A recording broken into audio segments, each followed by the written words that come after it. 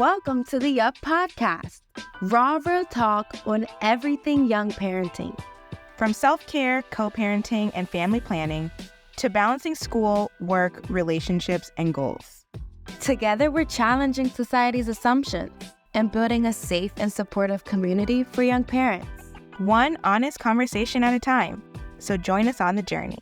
Hey guys, welcome back to the Up Podcast on all things young parenting. So today we have our first ever young parent couple joining us today, talking all things co-parenting, healthy relationships, parenting habits. So we're going to jump right in. As always, it's Divine. And it's Brandy. And yes, like Divine said, we have really special guests.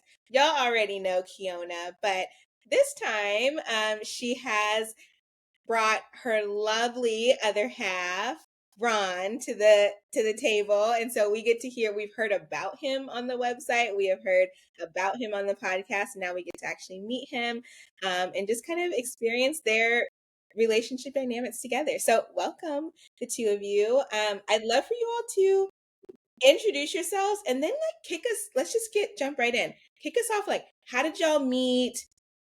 What do things look like now? Take us back to the beginning. So I'm Ron. I am a father of four. I'm only 26 years old, so I'm fairly young still. Me and her ended up meeting kind of on and off since we were kids. Parents knew each other, kind of been around the same community our whole life. And then once we ended up in high school, we ended up meeting up at a place called Reunion House. And that's kind of where our relationship somewhat started. Then we kind of took a pause, came back together after I graduated high school. And basically the rest was history. We started having kids when you're fairly young. I was 20, she was 19 when we started having little ones. So we were pretty new.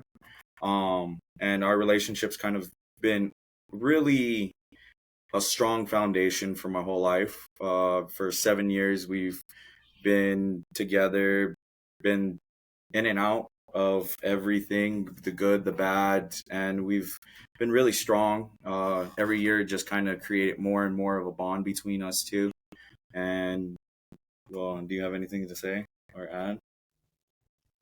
Where we're at today, even though we met since we were kids, we've always kind of stayed in touch. I know when I was doing all of my teenage dirtbag stuff, he was the only constant I had in my life. And I was really hurt by the world. And when I decided to actually reach back out to him and hang out with him and get to know him, I felt I didn't feel alone anymore. I had someone that I related to. And the more time we spent together, the more we talked about how our lives were when we were younger and where we see our future. We decided start planning for a family. And our best point that we always centered on is with the way the economy is going, let's start early and finish early so we can continue to build that foundation. So we're ahead of the game, because I feel as young parents, it's challenging, but it's also really fulfilling. So to kind of wrap that off, where we're at today is building the foundation for a lasting family that stays together and goes through highs and lows together, I guess. I really love hearing about your guys' journey. You can really sense the strong foundation that you guys have. So I love that. I'm wondering, how was it when you guys first found out you were expecting? What are some emotions and thoughts that came up?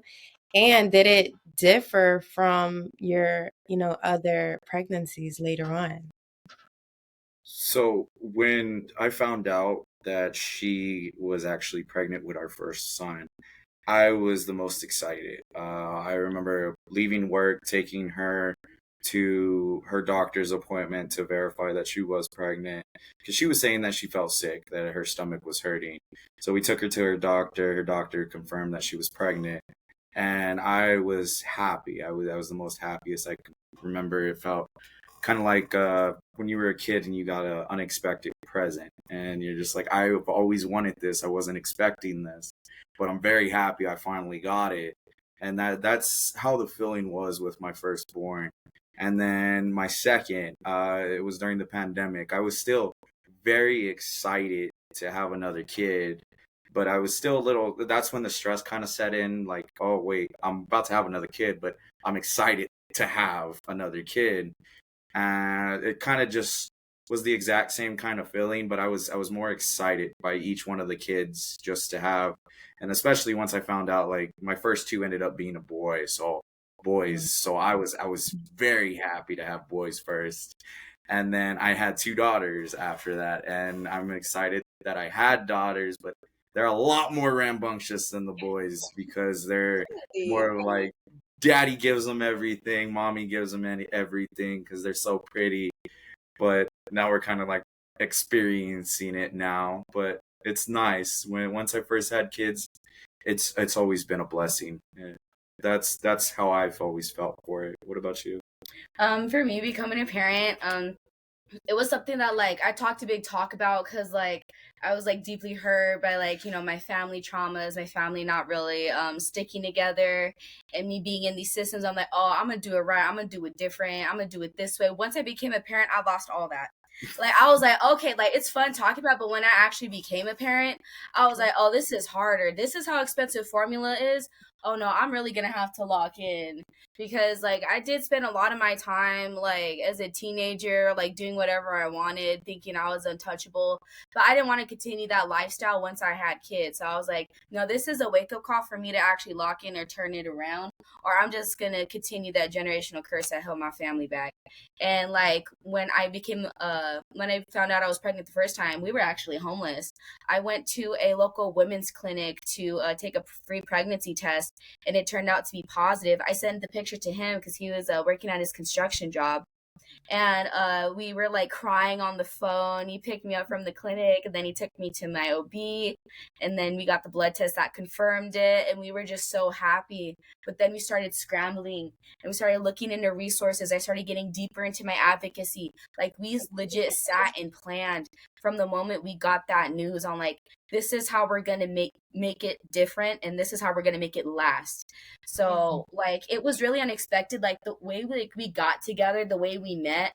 It was like a almost like a fairy tale like, because we were like these two youth experiencing hardship, like hard times with like our families, wanting to like have a better life. We meet each other, we fall in love, and then I get pregnant, and then we plan from that. And then with each their pregnancy, it was something that we said we were prepared for.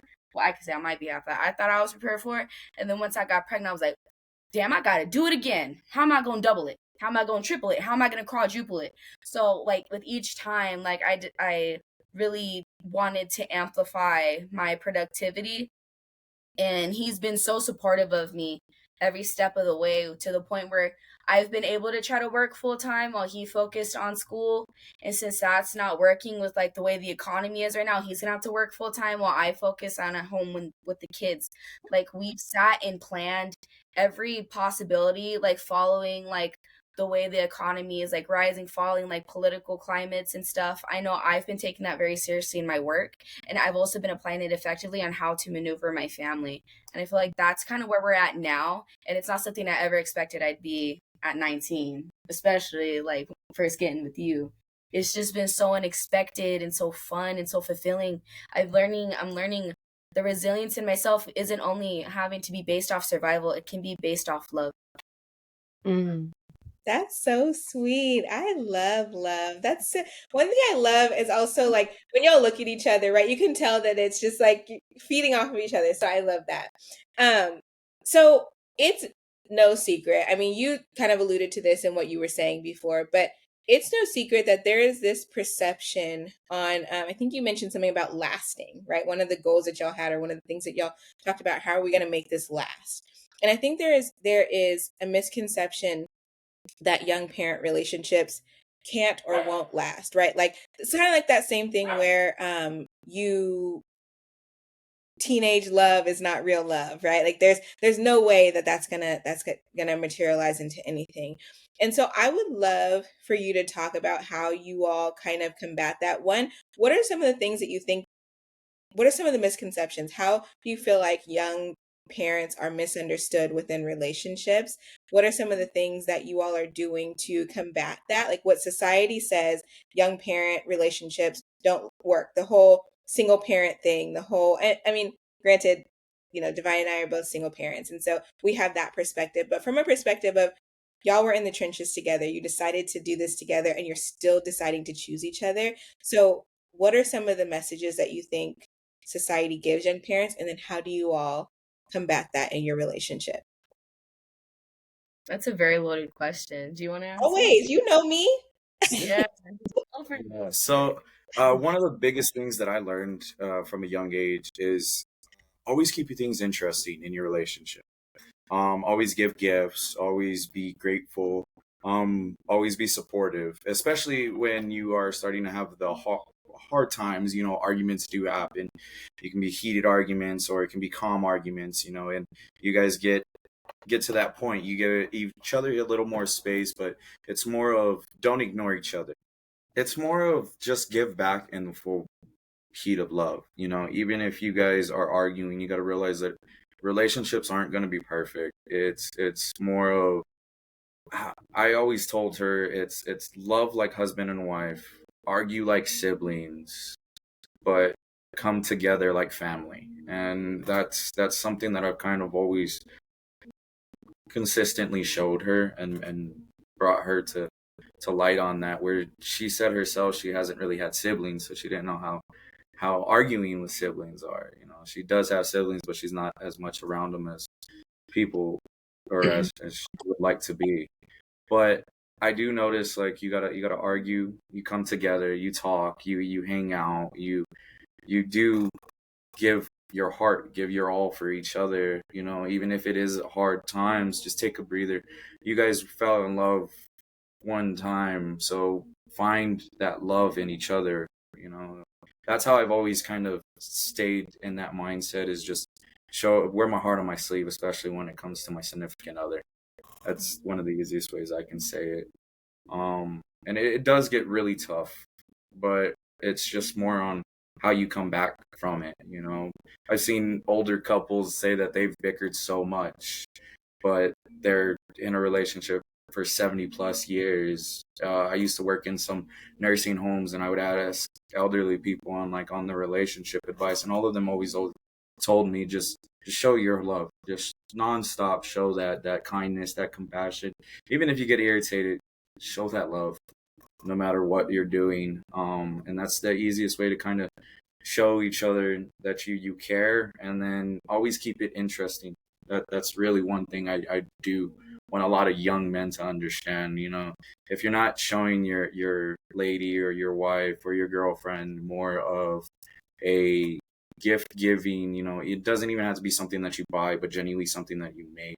Like our anniversary, I made her a cute little snow globe out of jar and a little trinket that I ended up finding.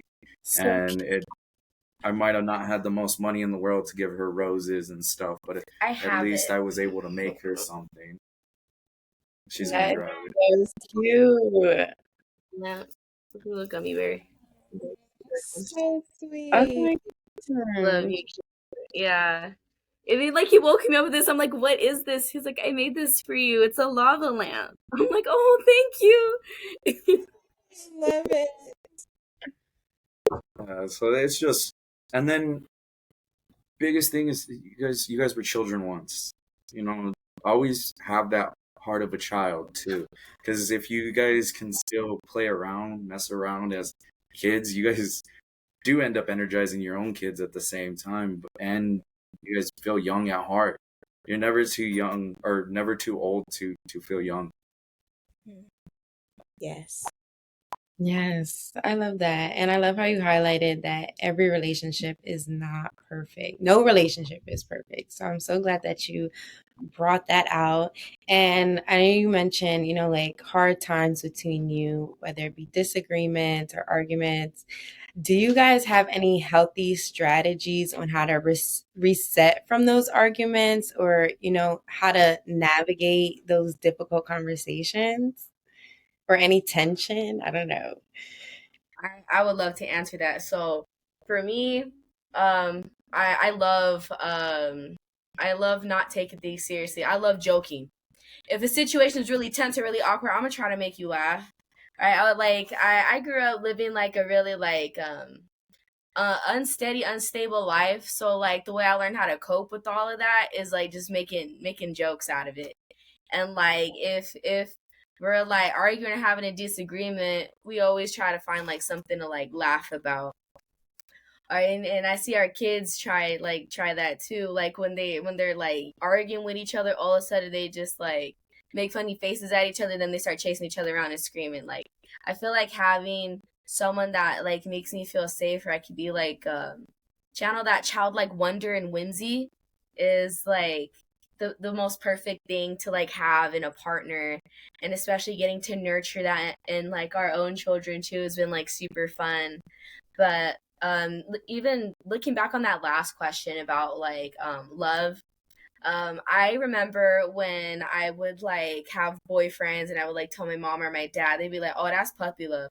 Oh, that's puppy love. You ain't gonna take it seriously. They ain't gonna go nowhere." I get heartbroken, and then my dad tell me, "Girl, you a sucker from a record. Stop falling for these little boys. Go find you a man." And I was like, okay. And I was on the run doing my own thing, and he was the only person that actually like came up to me and like told me how he felt. He wanted to meet my dad. And when he met my dad was like, "But where you find him?" I'm like, "Dad, I went to high school with him." He's like, "Really? You look like you play football." And like my dad, like they just started chopping it up, talking about football and everything. My dad was like, "I like him. I like him. Go with him." I'm like, okay, okay. So like he just stood out to me from the minute, because like he got like my dad's approval, and my dad didn't approve much of anything in my life. And even though my relationship with my parents was strained, like even though my dad like passed away and he's no longer here, like he was the only person that like my dad genuinely liked. So that like resonated with me. And I feel like having your parents' approval of something does matter. Now that I'm a parent, I understand my child should come and get my approval for certain things, either starting a family or starting getting a boyfriend and girlfriend. But also take that into consideration when you're choosing your partner. Does your family approve? That's an old school value that I think really should stick. And I feel like that's what's kind of drawn us together, is because we still do have old school values. We still do believe in love, and like a man approaches a woman, and women being able to feel safe, and a man provides. And if you switch it up, like as long as you guys are still respectful and consensual to each other. I feel like in modern day times, like we're so like desensitized, like everything is hypersexualized. Families are being exploited. Like in a society that is like polarized and hypersexualized, having a stable family is the greatest threat to that corruption. And I feel like that's the way in which we're actually being rebels in today's society, because we're going against the norms. We're locking down, like we're staying like on top of like our mental health, addressing like the things that have held us back, and like moving forward. And I feel like that is a honorable legacy that every parent should have the opportunity to pass down. I love that. Um, I love it because what some of the things that both of you have been sharing is how you prioritize one another, how you really keep your family at the forefront, keep love at the forefront, but also this idea of kind of youth like joy. Because a lot of times we lose that as we start to get older. And then we're older and we're trying to, heal our inner child and bring our inner child back and bring some joy back in. But it sounds like you incorporate that in your day to day. So even if you are still healing from whatever, while parenting, there is this joy and this love that you are also showing your children. So I really appreciate that perspective because again, everybody's relationship is different, but I think if people understood that just having children doesn't mean that you have to change your personality, it doesn't mean that you have to all of a sudden like have it all together or put on this persona. Like you can be, I don't know, I like to be childish with my kid. She's a teenager now, and she looks at me like, girl, you Or like I'll say the other day I was singing something and she was like, "Who taught you that?" And I'm like, "What do you mean who taught me that? It was just like a social media little whatever." I'm like, I can know the things too, you know. So I think that there is some just I find so much joy in the banter with children. So I can only imagine how much joy y'all find with each other. And Keona, you have talked so much about like how y'all play video games together and just you've always stood on this notion of what helps your relationship is doing the things that y'all find joy in. And so I just appreciate both of you standing 10 toes down on that and not kind of, you know, going with the flow and really just being who you want to be. Um, I want to kind of dig in a little bit more, though, on how you all prioritize each other and prioritize self care within your relationship because you do have 4 children, right? And so y'all were just telling us a story about something that happened today and, you know, your child and, you know, things come up. And so, and you're very active parents. And so, how do you carve out time for one another? How do you put do you put your relationship first before this, before parenting? Is it in line with each other? Like, how do y'all negotiate parenting, relationship, and self care? So the easiest way I say it is help me by you taking care of yourself. So we've also taught that to our kids, you know. It shows our kids independency at the same time. Because we're taking care of ourselves, our kids are seeing that we take care of ourselves. So they in return notice that they need to take care of themselves. So when it's kind of like when you're teaching a kid how to potty train, if you use the toilet, they're going to use the toilet. They're going to want to use it, and then they start to learn how to slowly potty train themselves. So creating that independency to take care of yourself helps your kids learn to take care of themselves. And then on top of that, it when you do want to help each other, if I stop and focus on just making her food and I don't make myself food, you know, that might be something that can start making me more agitated because I haven't ate myself. Whereas if I make myself something to eat, now I'm energized, I can make everyone something to eat. So that shows that I took care of myself for that moment. Then on top of that, I'm able to take care of everyone else after that. So my biggest thing I've always tried to tell her is like make sure you're resting all the time so that your energy is up so that when you do have to stop what you're doing, focus on the kids, you can do that and it's not over stressing you because you've already took care of yourself beforehand. So it's like trying to run to go you change your kid's diaper, but instead you have to go to the restroom and you choose not to go to the restroom. Then you end up, you know, consistently doing that and end up damaging yourself basically. Yeah, I'd be burning myself out. Like, he is my reasoning in my world of chaos. Like, I'll be running around, like, trying to do these meetings, trying to get these emails out, trying to, like, you know, cook dinner, like, plan the kids' birthday, trying to, like, you know, stay ahead of the game. And I burn myself out. I haven't showered. I haven't ate. Like, I'm on the floor crying. And, like, he just comes up to me. And he's just, like, he just tells me to rest. And then, you know, he like helps me make lists and he'll come in and he'll be like, okay, I was able to get the kids in a bath, the dishes have been washed, everything's meal prepped, so whenever you're ready you can get up and cook dinner and I'll help you if you need help with that too. And like it's really nice to have like someone in my life that's like able to like kind of see me trying and I'm not having to overexert myself all the time. And even though like I naturally do that now, he's like that gentle redirection because like I'm always burning myself out trying to like be super mom, and he kind of brings me back down to earth and tells me like you need some time for yourself. And I absolutely love that. Me too. I do too. I love that you're able to kind of yin and yang for each other and kind of picking up on what each other needs in that moment. So I love that. And it sounds like you guys have great communication. And I'm curious, was it always like that? Or like, do you have any tips of advice on how to better communication with one another or just any hope that it does get better, you know, amongst time? You guys have a couple years in this now together. The easiest way I could say this communication was impossible at first, and I will admit it. We're two opposites, so we were constantly bouncing off of each other. Then we realized that we're opposites, so let's kind of work in different ways, kind of like gears rotating. So even with communication, I had to start realizing that, like, even if you don't want to hear it, you still got to hear it. No matter what kind of criticism you get, always think about it as constructive, because you can constantly build off of something. I've always worked in construction fields, so I'm used to building things by hand. So even if something does fall, I can always rebuild it. That's where I've always kind of had that communication that needs to consistently go. Even when it comes to my emotions, if I don't know how to communicate my emotions, it's easy to just stop, say, hey, I don't know how to communicate this, but I'm going to try my best.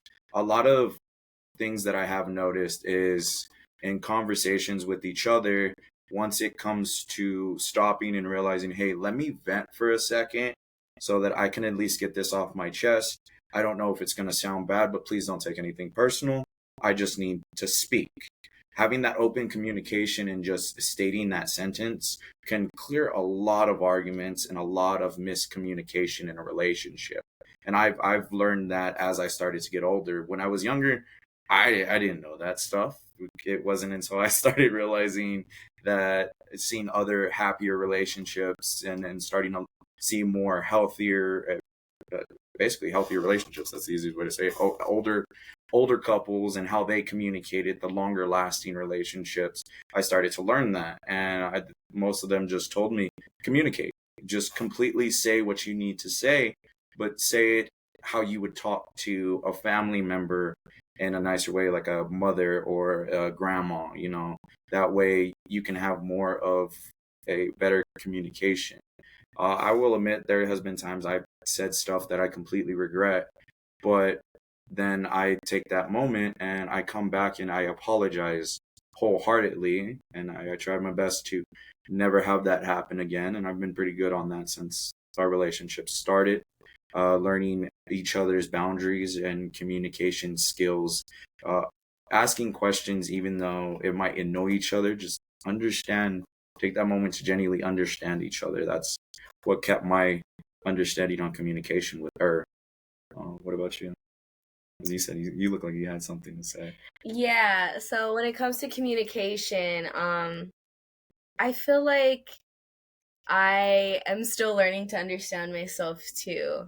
Looking back from when I was a little girl, like I was a daddy's girl, right? So my dad, like he gave me like standards. Like he showed me by how he would like, take care of my mom, that like a woman deserves to be pampered.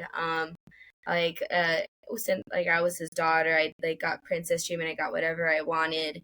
And he always kind of told me that a how would I say it? Oh my god, I was going somewhere with this.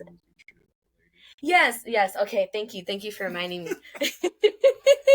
So, me being a daddy's girl, my dad essentially taught me that a woman deserves to be treated like a lady. And despite like his tumultuous relationship with my mom, they still came around after each fight and talked to each other about it. And if I try to like step in and like say like, "Hey, dad, maybe try listening it this way," like sometimes they'd get upset at me, but like sometimes they would like genuinely like, okay, we'll consider that. Like my dad always like treated me like a young lady, and he always told me like, straight up told me like, you're gonna have to find a man that can put up with that mouth, girl, because you take a lot of patience to work with. And I'm like, okay. And like as like I navigated life, I did talk back a lot. I was very like standoffish with everyone and everything. And like Ron has been the only person to kind of like listen to me and then also stick around and like help redirect me, because I feel like he has the most patience when it comes to like working with me, because I don't have a lot of patience with myself or with a lot of things. So he really helps balance me out, and I find comfort in it because he embodies a lot of the values that my dad told me to look for in a man. Even though our family wasn't stable, even though our family wasn't ideal, he still gave me something I can use to like find in a partner. And I found that in Ron. And because he's so patient with me and he's so calm and he's very supportive of me, I've been able to kind of mellow out my chaos, I guess. Cause like I'm always on like high alert and in like survival mode and like always very how would you say? Like I'm very how would you say? I don't know. I don't know where I'm going with this, but like I just feel like that just having that security like just makes me happy. Yeah. Yeah, that's beautiful. So kind of speaking about this yin yang thing, right? And thinking about, and granted, I'm speaking just from observation of couples and relationships and parents. But are there areas in your parenting, because you've noted that in your personalities and the way y'all resolve conflict or the way y'all view the world may be slightly different in some ways. When you approach parenting, I'm gonna hit you with a two-parter because I like to do that. The first part of it is, as parents, are there things that differ in your parenting styles that you all have had to kind of navigate? And the second part of that is, how did you navigate that? Like, how do y'all share responsibilities, but also how do you all um, parent or co-parent or whatever all together, even if sometimes your parenting styles may clash, if they do? Does that make sense? So I've always learned, because having been raised by my grandpa and my grandma, I learned from them that kind of two separated parts. A mom's supposed to be nurturing, loving, basically caring, compassionate, whereas the dad is also supposed to have that trait, but is also supposed to have the discipline. So I was raised in a household of ex-military. So it was my grandpa was a drill sergeant, so he got into that drill sergeant mindset, especially while raising us as raising myself as a kid, and it was pretty intense. And I learned from that sometimes it's not the yelling, but that firmness, and learning that firmness with children, you can have more of them understanding when something's a little more serious and when to take something for a joke. So one thing that I've learned with our parenting is I've been trying to also teach her that kind of thing, where she's learned really well, especially since we have 4 kids now. She knows when to get that firm voice to kind of speak that discipline, especially since I don't discipline my girls. That's my biggest thing, because a man should never either spank a child or either be upset with a lady. So if I start showing that my daughter is expecting a man to get upset with her, supposed to be firm, like I don't want them to ever learn that. So that's when it comes into her taking care and disciplining the kids or reprimanding the kids, trying to figure out what's going on. That's when she takes care. She takes care of the girls. I take care of the boys, especially once it comes to redirection or disciplining them. So a lot of the things that I learned is showing them more of physical activities. I like having my kids do squats. I used to have to do those as a child. I do it to my boys too now. I mean, they're really fast and really strong compared to how they were a couple months ago. So it's been. They get fed up after the first minute. No, that's why they only do 5 minutes. I do based off of their age. So if they're 5 years old, they do it for 5 minutes. 4 years old, they do it for 4. And it keeps them active. It does help too, especially because they get tired and they want to take a nap afterwards. So they'll end up going to sleep. But I know you and I view discipline as two completely different things. That's the first thing I noticed. Well, yeah, because the disciplining for the boys are different than how you discipline the girls. And having them two split is a lot better, though. And that's what I've always said with you. I know for me, I've had to like work with like disciplining like all the kids, and going based off of like the way I was brought up, I was raised on values like a child should be seen and not heard. And I grew up like getting the belt. My parents would hit me and then they would talk to me afterwards. I'm like, I preferred it much better when they would just talk to me so I can understand what I did wrong first. So I started modeling that in my parenting a little bit more. And I try to be as reasonable as I can with my kids, and I try to be as logical as I can. And I try to explain to them either the safety or the danger with that they're doing or the way they're speaking to someone. I always try to be like mindful and present in my parenting, but sometimes I just don't have the dang patience. So there's sometimes where I yell, I like and I catch myself and I calm myself down. And with the way in which our parenting styles conflict, I try to have Ron like try to sit with the kids more and talk to them instead of more just like going straight to like physical activity or doing 10 jumping jacks. Like, yeah, he just got caught stealing cheese out the fridge, but he don't know why he doing 10 jumping jacks now. You know, like I feel like there's a point of discussion in between that should be had. So it's like as our parenting styles evolve, like we're not perfect. There's times where we do get like upset and we send all the kids to the room like, y'all ain't coming out until dinner's ready. I don't want to hear from none of y'all. So like there's times where we do like put our foot down. There's times where we do clash in like our discipline, but it's that time where we take a step back and we talk to each other like, okay, why are you saying that to them, or why are you doing that with them? Let's see it out this way. Okay, well, let's probably talk to them first and then see if they listen or not. Maybe we can have them do 10 jumping jacks, but if they're more receptive and understanding, then we'll be cool with it. Like it's just a lot of early intervention because like we're doing this on the fly. We're doing this daily, like with making like daily plans and like, you know, me getting burnt out or him getting burnt out. Like we have to constantly pivot and plan as we go. Like it like we barely make lists, but we do keep mental notes for each other and we remind each other occasionally. That's what kind of keeps us like on the fly most of the time. But when it comes to disciplining the kids, it's a slippery slope depending on like, you know, like what they did or like how you're feeling. The most important thing as a parent is like, how are you feeling when shit hits the fan? Does your kid feel safe with you? Do they feel like they can't tell you?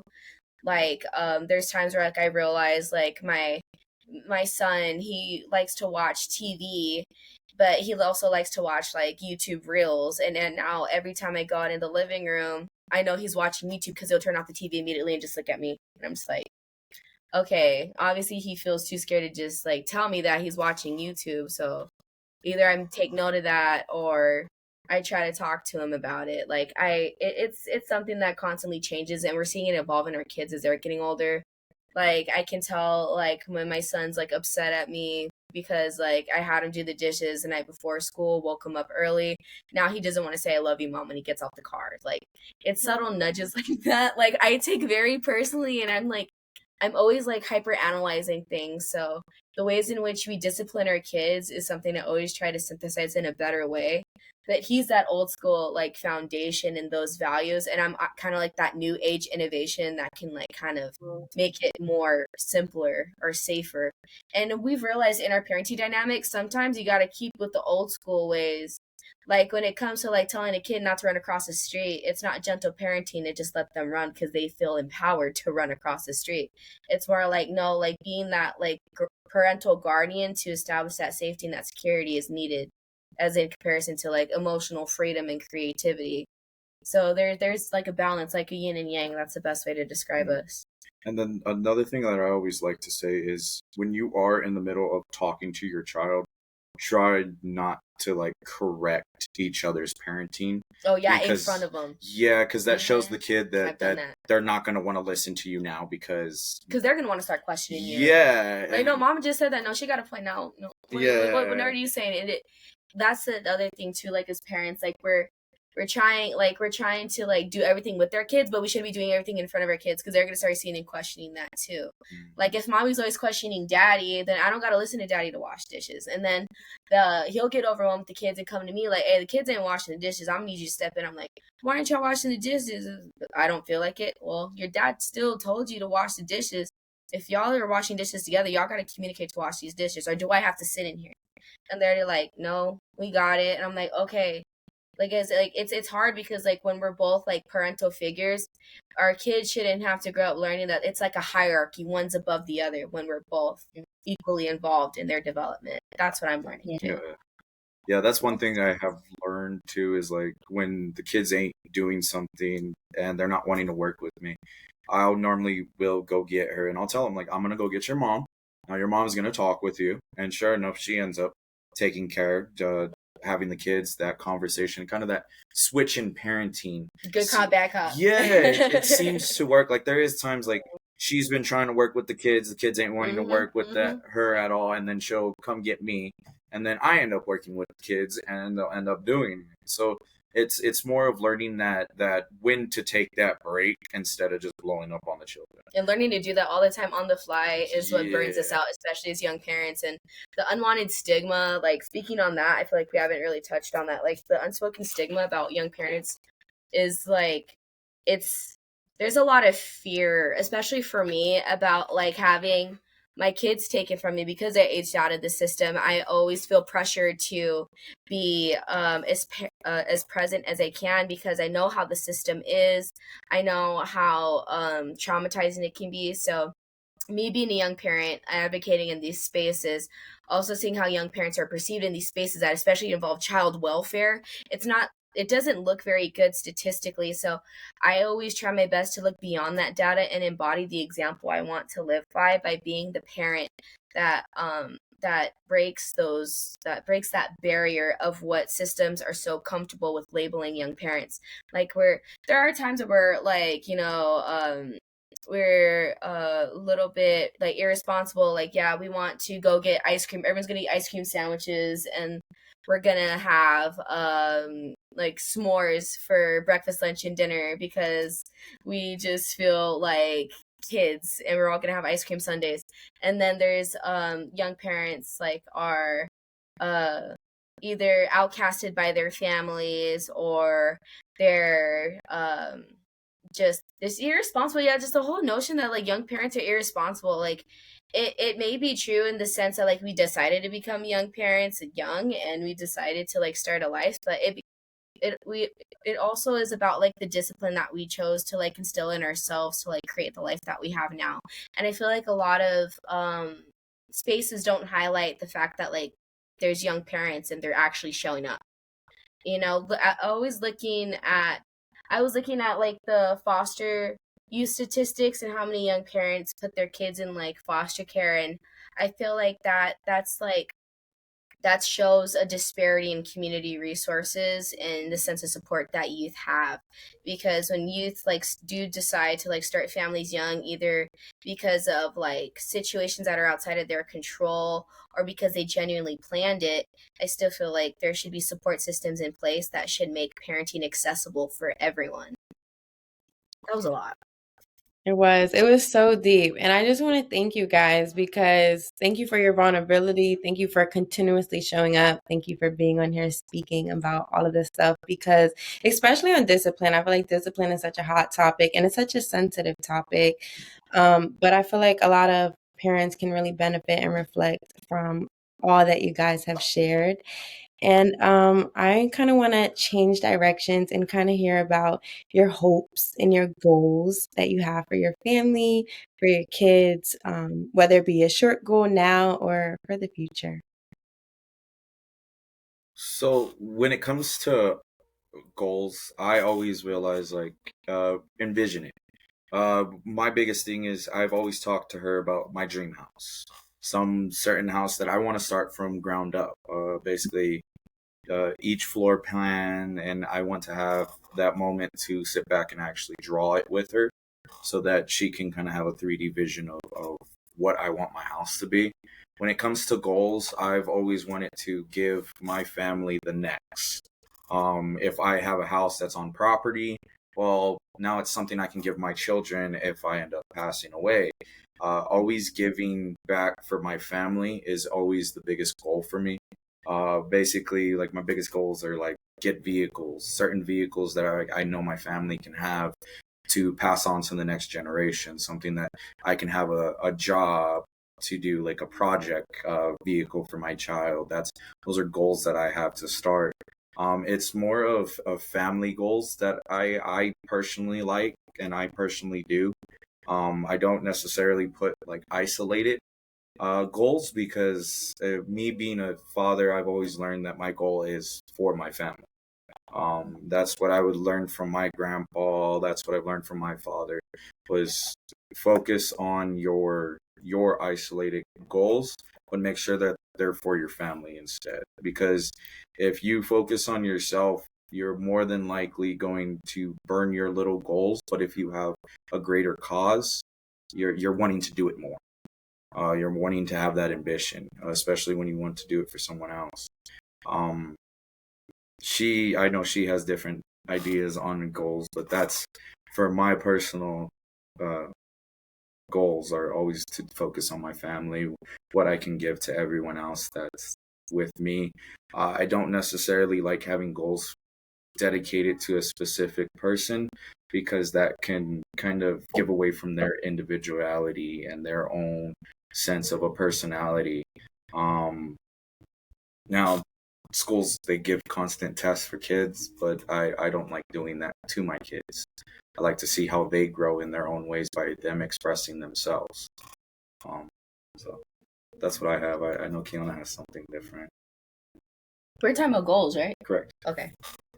Some goals I have as a young parent, I definitely do want to teach my kids how to tell time and like count money. I definitely have been more interested in teaching my oldest son about advocacy. I recently took him with me to a presentation I did for a local youth health action team, and he absolutely loved it. I got to like practice the presentation with him.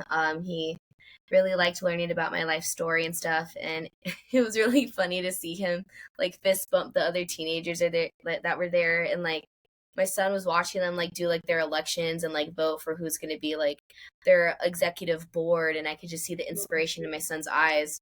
So my goal as a young parent, like this year, before the end of this year, is to like get my son more aware of how he can speak up for the things that he believes in and learn how to count money and tell time. Like, what is it? Not the analog clocks, but the ones with the hands. The analog clocks, that's a digital clock. No, analog They're clock. still analogs. Yeah, so I want to teach my son how to, like, all my kids how to tell time on an analog clock. I want to teach my kids how to count money, and I want to get my all my kids involved more on how to start communicating and speaking and learning more about leadership. Other goals that I have personally, I just got my driver's license. I turned 25 on the 3rd, but I before the end of this year, I do want to get a job and re-enroll back into college. Things are really hectic for me right now, and I've just been really trying to focus on creating the family structure that we need to survive right now, and not a lot of things are available. So my goal as a young parent in like today's society is to literally just survive, and I'll leave it at that. Oh, that's so good. Goals are so important. I love that y'all have goals for your families separately and together. I love that y'all have shared just even your individuality. I think it's important that people have individuality even in relationships, that you can, reach your own goals, that you can be your own person outside of being a parent, outside of being a partner, outside of being whatever. And then also, then I feel like it just strengthens what you can give to your family and what you can give to your partner if you've had the time for yourself. So I love that that's something that you all are doing and prioritizing just in day to day. We want to do something fun, which Keona is aware of this. I think we may have done this before, but maybe you're not. But it's called rapid fire. So we're going to ask a question, and it's the first like word or first thing that comes to mind. And then so there's a couple questions, and we'll move really quickly. And then yeah, so we have a few of those, so those should be fun. Just whatever comes top of mind. So the first one is, who's the stricter parent? I would say me. Okay. I would say me. Yeah. Say me. Ooh, a tie. Okay. Okay. So this one might be a short sentence, but what's your partner's love language? Do you know?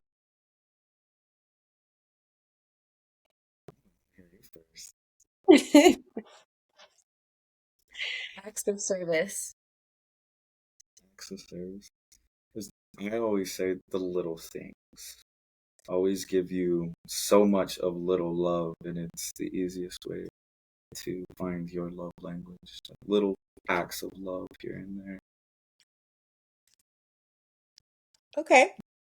Okay, who gets up first when the kids wake up or somebody's crying or something? Who's first to it? That's So, funny. Sometimes we be so like, "Hey, get check on that. What's that noise?" And then one of us gets up. so the middle of the night, it's me. I have noticed that that's always been a consistency. I always wake up in the middle of the night. She always wakes me up, and I go check on the kids. Like if they knock on the door, I'm up. But if it's like during the day and she's resting and I'm resting next to her, the kids knock, that's when she kind of gets up and goes checks on the kids. So like daytime's her, nighttime's me. That's the easiest way I know it. Alrighty. Who said I love you first? I did. Aw.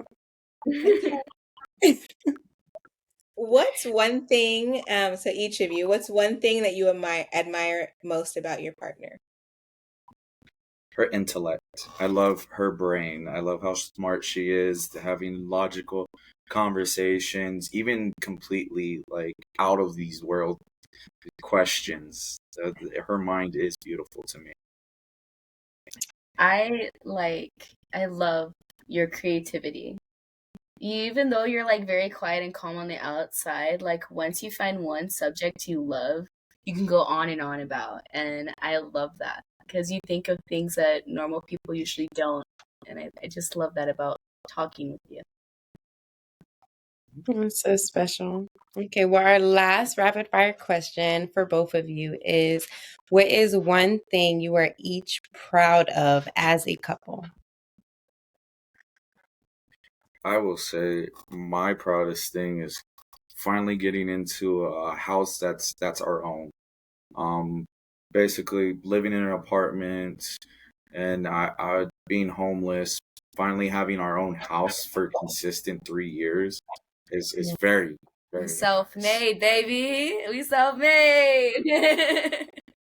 I love that. For me, one flex I would say about our relationship is we've been together for like 7 years. It's really rare to find like such long dedicated relationships in today's day and age because I've seen people that have been married for like a couple of years and it's like you could see like how some people just are like with each other but they like hate each other. And like I've seen marriages play out like from even our own families. Marriage looks scary, so like I've always seen commitment as something to like be scared of, but my relationship, what I felt, what I've been through good and bad, I feel like has really made it worthwhile. Oh, thank y'all for doing that. I just was reflecting on the fact I feel like I've been smiling this entire I time. Y'all know. are I'm just thinking so that. sweet. My cheeks are like sore, so we need to wrap it up because at this point I need ice or something. Because I just feel like I've been smiling. Y'all are so sweet and just such a great example of one, how to parent children, but then also healthy communication, healthy relationship, not always getting it right, being vulnerable, taking accountability for that, and finding a resolution. And I think that there's something really unique but also really special about bringing light to that because we don't get those positive images of relationships much. And so on Yup, we're always trying to highlight that. And so we will be definitely recording content with you all, just to kind of, highlight both together and separately. But really, we would love to highlight some of these things for young parents so that they know that it's possible. So thank you for being a great example of that. And speaking of a great example, I would love to just, last question in the podcast with any piece of advice that you all have for young couples who are out here just trying to figure it out. They're raising children and they're battling what society says about relationships and maybe they're healing from past traumas, but they're really trying to make it work. For me, I have to say for all men out there, be vulnerable with your lady. Have more of you're okay to show your heart to her. If it's someone that you want to genuinely have a relationship with and you genuinely want to stay together, don't be afraid to show your emotions, your feelings, how you truly can find that vulnerability with that person. If you isolate everything and you choose to want to close yourself off, well, that's what's going to happen to the relationship. So if you really want to have a long, great, committed relationship where you also have children, it's okay to be vulnerable with your lady. Have that moment, have that conversation, but just communicate. Make sure you tell them, like, I need to have this moment to talk about myself, my emotions, what's going on with me. So that's one thing I genuinely want to tell all men out there. Just have that moment to have that vulnerability with your spouse, because a lot of men want to have that stone wall. It's not okay to do that. You won't have a great relationship. My piece of advice for young parents is don't lose your childlike wonder. That's my advice for young parents. Because, like, I feel like in a world full of like screens and influences around you, it's easy to fall into a spiral of self-discovery and like defining of what reality is. Once you lose your childlike wonder, it hinders you from having access to what the potential your child may have. If you lose your connection to your childlike wonder, you're losing connection with your child. So always trying to learn how to talk better, to play better, to make the world a bit of a more colorful place is the best advice for any and all young parents. That, and also for the divided households out there, finding ways in which to communicate and build upon that in some way. The best thing for our future is having more united families and having that village to raise the children of the world. So learning to come together and never losing that childlike wonder. I love that. Thank you guys so much for sharing your journey, your advice, your tips, and the way that you guys yin and yang. We have loved to witness a glimpse of that, and we're super excited to hear more from you in the future and on the website. So thank you all for joining today. And if you guys have any questions or comments for Keona and Ron, leave them below. Check out their content on the website and let us know your thoughts. Yeah.